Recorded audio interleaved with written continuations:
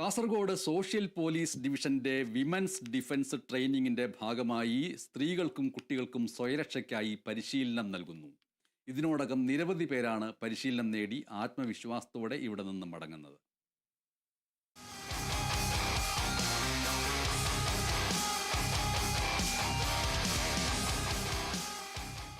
അപ്രതീക്ഷിത ആക്രമണങ്ങളിൽ പലപ്പോഴും പതറുകയും അക്രമിക്ക് കീഴ്പ്പെടാറുമാണ് പതിവ്.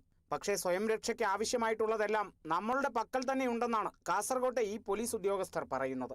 അക്രമി എത്ര ബലവാനുമായിക്കോട്ടെ, ശക്തവും ചടുലവുമായ നീക്കത്തിലൂടെ അവരെ നിഷ്പ്രയാസം കീഴ്പ്പെടുത്താനാകും. സ്ത്രീകൾക്കും കുട്ടികൾക്കും എതിരെ അതിക്രമം വർദ്ധിച്ചുകൊണ്ടിരിക്കുന്ന ഈ സാഹചര്യത്തിൽ അവർക്കുള്ള സ്വയം രക്ഷയ്ക്ക് വേണ്ടി എന്തൊക്കെ ചെറിയ മാർഗങ്ങൾ, അതായത് പ്രായഭേദമന്യേ ചെറിയ ശക്തി ഉപയോഗിച്ച് ചെറിയ സമയത്തിൽ രക്ഷപ്പെടാനുള്ള മാർഗങ്ങളാണ് ഞങ്ങൾ പറഞ്ഞു കൊടുക്കുന്നത്.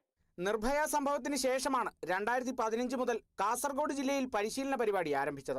ഇതിനോടകം നിരവധി പേരാണ് പരിശീലനം പൂർത്തിയാക്കി ആത്മവിശ്വാസത്തോടെ മടങ്ങിയത്.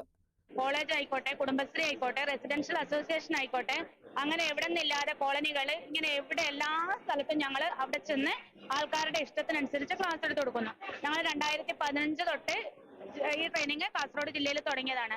2012 നിർഭയ സംഭവത്തിന് ശേഷമാണ് എല്ലാ സംസ്ഥാനത്തിലും ഇത് വ്യാപിപ്പിച്ചിട്ടുണ്ടെങ്കിലും കേരളത്തിൽ വളരെ സജീവമായിട്ട് ഞങ്ങൾ പോലീസുകാർ ഏറ്റെടുത്ത് ഈ പദ്ധതി ചെയ്തുകൊണ്ടിരിക്കുന്നത്. എന്റെ കേരളം വ്യാപാര വിപണന പ്രദർശനത്തിലെ വനിതാ പോലീസിന്റെ പ്രദർശനശാലയിൽ വലിപ്പച്ചെറുപ്പമില്ലാതെ നിരവധി പേരാണ് പരിശീലനം പ്രയോജനപ്പെടുത്തുന്നത്. നാളെ തീരുന്നത് വരെ എല്ലാ ദിവസവും ഞങ്ങളുടെ സേവനം ലഭ്യമാണ്, രാത്രി വരെ.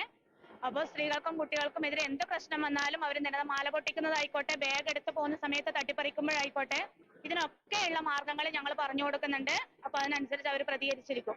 ബൈക്കിലെത്തി മാല പൊട്ടിക്കുമ്പോഴും തനിച്ചു നടക്കുമ്പോൾ നേരിടുന്ന അപായ ശ്രമങ്ങളും യാത്രക്കിടയിലും മറ്റുമുണ്ടാകുന്ന ലൈംഗികാതിക്രമങ്ങളും ചെറുക്കാൻ വിജയകരമായ പ്രതിരോധ മാർഗങ്ങളാണ് ഇവിടെ പരിശീലിപ്പിക്കുന്നത്.